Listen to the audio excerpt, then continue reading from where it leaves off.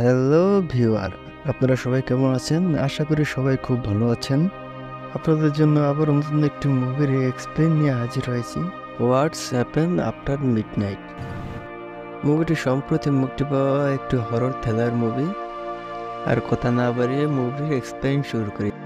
মুভিটি এক্সপ্লেন করার আগে যারা আমাদের চ্যানেলে নতুন আছেন, চ্যানেলটি সাবস্ক্রাইব করে আমাদের সাথে থাকুন। মুভিটির শুরুতে জুলিয়ান নামের একটি ছেলেকে দেখানো হয়। সে শহরের সবচেয়ে পুরনো একটি হোটেলে নাইট শিফটে চাকরি করে। জুলিয়ান প্রতিদিনই হোটেলে প্রায় দেরি করে আসে। এর জন্য সেই হোটেলের ম্যানেজার লিসা তাকে প্রত্যেকদিনই বকাবকি করে। প্রত্যেকদিন বকাবকি করে, কিন্তু তারপরও সে দেরি করে আসে। আর লিসার কাছেও আর কোনো অপশন ছিল না, যেহেতু সে দেরি করে আসা ছাড়া তার আর কোনো ধরনের অপরাধ নেই। সে তার জন্য এসব মেনে নেয়। আর জুলিয়ানের দেরি করে আসার কারণ হচ্ছে সে একসাথে দুটো ফুল টাইম জব করে। সে দিনে অন্য একটি জব করে, রাতে 11টার পর এসে সে হোটেলে নাইট শিফটে চাকরি করে। আর জুলিয়ানের এই চাকরিটা করতে ভালোও লাগে না, যেহেতু রাত্রে নাইট শিফটের চাকরি, সে একা একা থাকে। তো একটা হোটেলে তার এমনি বোরিং লাগে। সে লিসাকে কয়েকবার বলেছিল যে তার সাথে আরেকজন পার্টনারের ব্যবস্থা করে দিতে, কিন্তু লিসা তার কোনো কথাই গুরুত্ব দেয় না।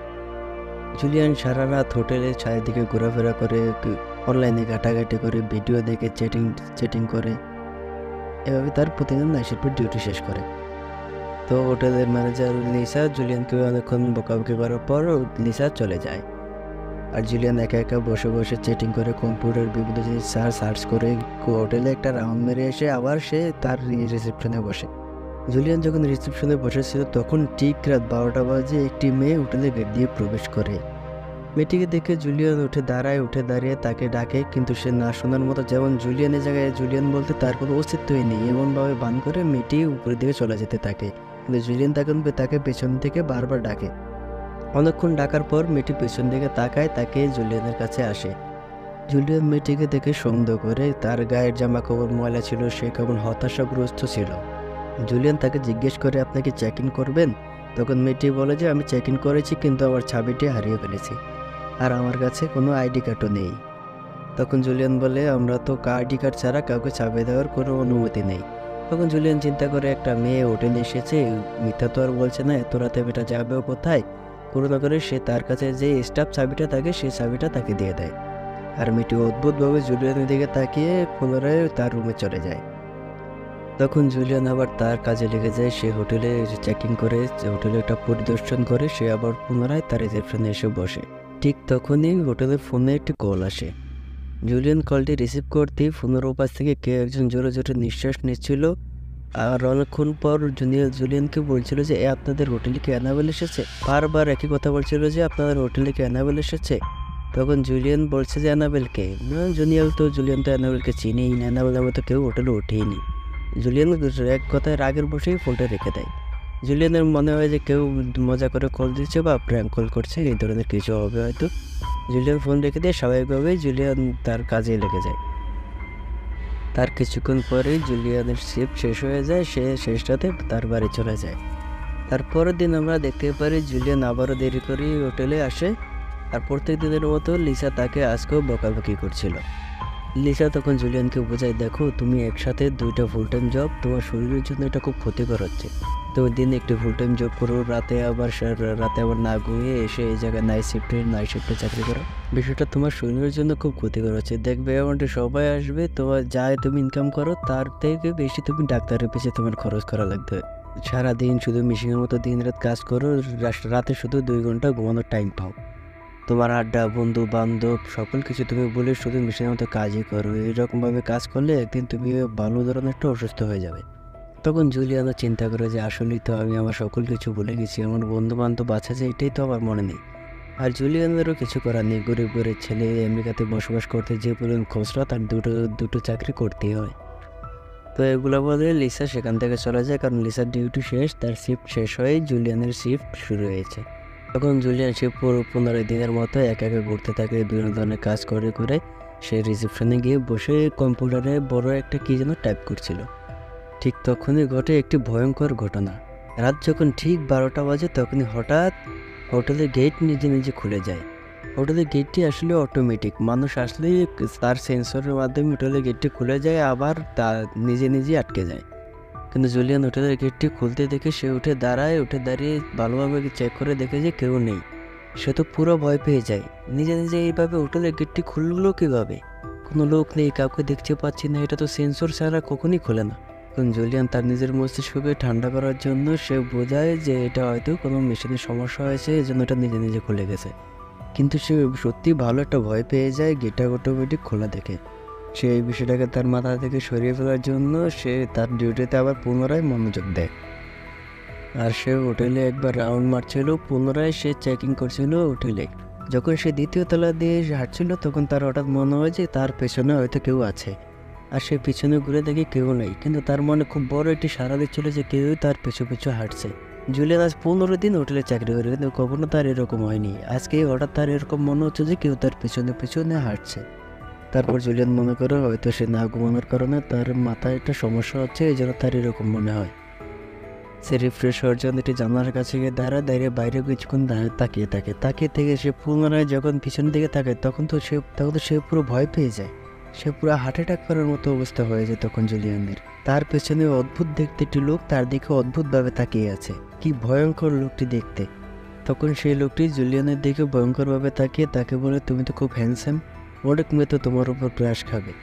এইসব নানা ধরনের কথা জুলিয়ানকে বলছিল। তখন জুলিয়ান মনে করে হয়তো কোনো নেশা টেশা করে এসেছে, তাই এই ধরনের কথা বলছে, আর না হলে এই ধরনের কথা বলবে কেন। জুলিয়ান লোকটাকে জিজ্ঞেস করে, আপনি কোন রুমে উঠেছেন, আপনি কি চেকিং করেছেন? লোকটি কোনো উত্তর দেন না, লোকটি শুধু তার দিকে তাকিয়ে থাকে। তখন জুলিয়ান বিষয়টি স্বাভাবিকভাবে নেয়, হোটেলে তো কত রকম লোকই আসে, হয়তো পাগল টাগল কোনো কিছু হবে। তাই সে লোকটিকে বলে, আপনি আপনার রুমে চলে যান। লোকটি তার কথা মতো তার পিছন থেকে হাঁটা শুরু করে। জুলিয়ান তার সামনে দিয়ে সিঁড়ি দিয়ে আবার নিচে নেমে যায়। তখনই হোটেলের ফোনে একটি কল আসে, আর কলটি আসে 320 নম্বর রুম থেকে। মানে ওই হেলিনা রোজের রুম থেকে 320 নম্বর রুম থেকে কলটি আসে। জুলিয়ান কলটি রিসিভ করে, আর কলের উপাস থেকে একটা মেয়ে কাঁদছিল আর বারবার বলছিল, আমাকে বাঁচাও, আমাকে বাঁচাও, দয়া করে আমাকে এসে বাঁচাও, আমাকেও মেরে ফেলবে। তখন জুলিয়ান তো বিষয়টি পুরো ভয় পেয়ে যায়। একটি হোটেলে একটি মেয়ে হঠাৎ করে এত রাতে কল দিয়ে বলছে, আমাকে বাঁচাও, আমাকে বাঁচাও, মেরে ফেলবে। এটা তো পুরো ভয় পাওয়ারই মতো একটা ব্যাপার। তবু আর কি করার আছে, জুলিয়ান যেহেতু হোটেলে চাকরি করে তার সেখানে যেতেই হবে। সে ভয়ে ভয়ে সেই মেয়েটির সে হোটেলের দরজার সামনে যায়। গিয়ে অনেকক্ষণ দরজা নক করে, কিন্তু কেউ দরজা খোলে না। অনেকক্ষণ দরজা নক করার পর জুলিয়ানের কাছে যে মাস্টার কিটি আছে তা দিয়ে সে দরজা খুলতে চায়, ঠিক তখনই ভেতর থেকে একজন দরজা খোলে। ভেতর থেকে সেই হেলেনা বেরিয়ে আসে। হেলেনাকে দেখে জুলিয়ানের মনে হয়তো এখানে কিছুই হয়নি। হেলেনা এমন একটি ভাব করে আছে যেমন কিছুই হয়নি। জুলিয়ান তো আরও ঘাবড়ে যায় এরকম অবস্থা দেখে। তখন জুলিয়ান হেলেনাকে জিজ্ঞেস করে যে, আপনি কল করেছিলেন? হেলেনা বলে, না, আমি তো কল করিনি, আমার এখানে তো টেলিফোন নষ্ট, আমি কল করবো কীভাবে? জুলিয়ান তো পুরো টাস্কি খেয়ে যায়, তাহলে কল করেছে কে? কলে তো নাম্বার দেখানো হয়েছে 320 নম্বর রুমের নাম্বার। তখন জুলিয়ান হেলেনাকে বলে, তা আমি কি ভিতরে এসে চেক করতে পারি? তখন হেলেনা এমন একটি ভাব করে যেমন জুলিয়ানকে যে কোনোভাবে এখান থেকে তাড়াতে পারলেই সে বাঁচে, এরকম একটা ভাব করে।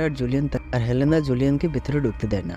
তখন জুলিয়ানের বা কী করার, কে ফোর্স করে তার কারোর রুমে যাওয়া যায় না, এটা তো কোনোভাবেই নিয়ম নেই। আর একটি মেয়ে বলে কথা, একটি মেয়ে শুধু রুমে সেখানে তো ফোর্স করাই যাবে না।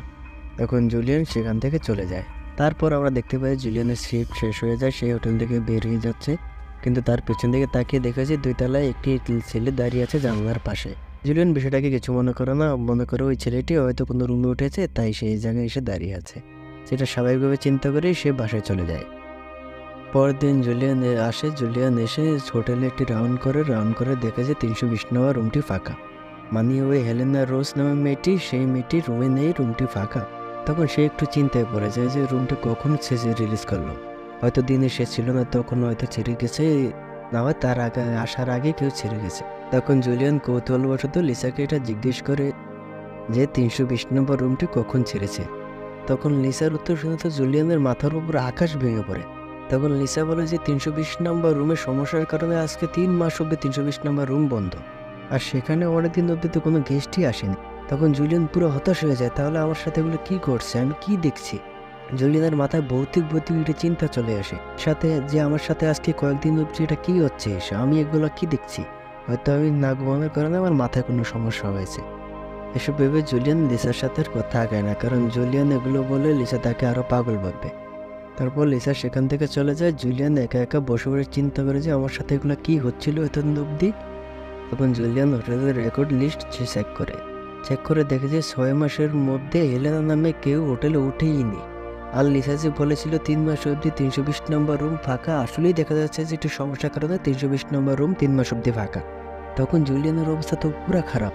জুলিয়ান পাগলের মতো অবস্থা করছিল যে তার কি হচ্ছে, তার সাথে এগুলো কি হচ্ছিল এত 2 দিন অবধি, এগুলো কি আসলেই তার মাথায় সমস্যা। সে এগুলো নিয়ে অনেক চিন্তা ভাবনা করছিল। চিন্তা ভাবনা করতে করতে হঠাৎ এমন একটি জায়গায় যায় যেখানে এলে সে তার সমাধান খুঁজে পাবে। সে ভয়ে ভয়ে ইন্টারনেটে এলেনা রোজ লিখে সার্চ করে। অনেকক্ষণ খোঁজাখুঁজি পর এলেনা রোজের একটি শার্ট সামনে চলে আসে। আর জুলিয়ান সেই শার্টটি দেখেছে জুলিয়ানের পায়ের নিচ থেকে মাটি সরে গেছে। সে দেখে যে এলেনা রোজ 25 বছর আগে মারা গেছে। আর সে মারা গেছে এই হোটেলের 320 নম্বর রুমে। সে মার্ডার হয়েছিল। তার বয়ফ্রেন্ড তাকে হোটেলে এসে খুন করে এবং নিজে আত্মহত্যা করে। তখন সে একটু নিচে গিয়ে তার বয়ফ্রেন্ডকে দেখে তো সে আরও ভয় পেয়েছে। এটা তো সেই লোক যার সাথে জুলিয়ানের দেখা হয়েছিল কালকেই। জুলিয়ান কিচ্ছু বুঝতে পারছিল না, তার তো পুরো মাথা খারাপ হওয়ার মতো অবস্থা। সে বলে, তাহলে কি আমি আজকে 2 দিন অবধি আত্মা দেখছি? আত্মাদের সাথে কথাবার্তা বলছি, আত্মারই আমার আশেপাশে ঘুরছে। তখনই ফ্ল্যাশব্যাকে দেখানো হয় এলিনার আত্মা প্রতি বছরে এই হোটেলে এই দিন আসে আর তার বিয়ের থেকে লুকায়। তার বিয়ের থেকে বাঁচার জন্য এই হোটেলে এসে সে আশ্রয় নেয়। কিন্তু প্রতিবারই তার বয়ফ্রেন্ড এসে তাকে এই হোটেলেই মেরে যায়। কোনোবার সে বাঁচতে পারে না। মানে এখানে দুজনের ভেতরে কোনো রিলেশন ছিল না, তারা আসলে বয়ফ্রেন্ড যে গার্লফ্রেন্ড না, যে একটা প্রেম আছে না, ওই রকম আর কি। ছেলেটি তাকে পছন্দ করতো, তাকে অনেক বোঝানোর পরও হেলেনা রাজি হয় না ছেলেটির সাথে রিলেশন করতে। তখন ছেলেটি তাকে মারার হুমকি দেয় আর হেলেনা তার পরিবার, পুলিশ সবার কাছে গিয়ে সাহায্য চায়, কেউ তাকে সাহায্য করে না। তখন সে সেই হোটেলে আশ্রয় নেয় এবং ওই তার বয়ফ্রেন্ড এই হোটেলে এসেই তাকে খুন করে। ঠিক তখনই হোটেলের ফোনে ওই 320 নম্বর রুম থেকে কল আসে আর ফোনের স্ক্রিনে লেখা থাকে হেলেনা রোজ। জুলিয়ান তো আরও ভয় পেয়ে যায়। তখন ভয়ে ভয়ে জুলিয়ান ফোন রিসিভ করে আর ফোনের উপাস থেকে মিষ্টি একটি কণ্ঠে একজন মেয়ে বলছিল যে আমার জন্য একটা ফ্রেশ জুস আর একটা তোয়াল নিয়ে আসো। তখন জুলিয়ান বলে, এমন মিষ্টিভাবে কথা বলা মেয়েটি কীভাবে মরতে পারে? হয়তো এটা আমারই কোনো মাথার ভুল, বা হয়তো হেলেনা নামে সত্যিই কেউ ওই রুমে আছে যে গেস্ট হিসাবে উঠেছে। কিন্তু তার ভিতর সত্যি একটা ভয় কাজ করছিল। তখন জুলিয়ান ভয়ে ভয়ে সে হোটেল রুমের দিকে যায় আর সেই হোটেলের সামনে যেতেই সে একটা মেয়েদের চিৎকারের আওয়াজ শুনতে পারে। সে তো আরও ভয় পেয়ে যায়। সে ভয়ে ভয়ে সামনের দিকে আগায় আর এখানেই ঘটে একটি ভয়ঙ্কর ঘটনা। হেলেনার বয়ফ্রেন্ড, মানে সেই ছেলেটি যার সাথে জুলিয়ানের কালকে দেখা হয়েছিল, সে হঠাৎ হেলেনার রুম থেকে বেরিয়ে আসে একটি বন্দুক নিয়ে। খুব ভয়ঙ্করভাবে একটা বন্দুক নিয়ে তার সামনে আসে। তার চেহারাটা তখন খুব ভয়ঙ্কর দেখাচ্ছিল। তার মাথা থেকে রক্ত পড়ছিল। রক্তাক্ত অবস্থায় সে এসে জুলিয়ানের সামনে পড়ে কান্নাকাটি করতে থাকে যে আমি এটা করতে চাইনি, আমি এটা করতে চাইনি, এটা সবাই আমাকে করতে বাধ্য করেছে, আমি ওকে খুব ভালোবাসতাম, সে আমাকে বাসেনি। এগুলো বলতে বলতে বন্দুকটি সে তার নিজের মাথায় ঠেকায়। তখন জুলিয়ান তাকে বোঝানোর চেষ্টা করে, কিন্তু ভাই এটা তো আত্মা, আত্মাকে তুমি কীভাবে বোঝাবে? তখন সে তবুও সে বোঝানোর চেষ্টা করে, কিন্তু সে বোঝে না। সে তার মাথায় গুলি ধরে, নিজের মাথায় গুলি করে সে আত্মহত্যা করে। ঠিক গুলিটি চালানোর সাথে সাথে সেখান থেকে লাশটাও উধাও হয়ে যায়। তখন জুলিয়ান সম্পূর্ণভাবে বুঝতে পারে যে এরা সবাই আত্মা।